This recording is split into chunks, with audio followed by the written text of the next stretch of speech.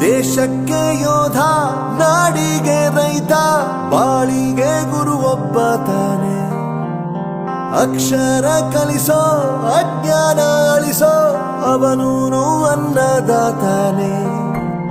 ತಪ್ಪು ಸರಿಯ ತಿದ್ದಿ ತಿಳಿ ಹೇಳಿ ಸಮಬುದ್ಧಿ, ನಮ್ಮ ಚಿತ್ತ ಶುದ್ಧಿಯಾಗೋ ಹಾದಿ.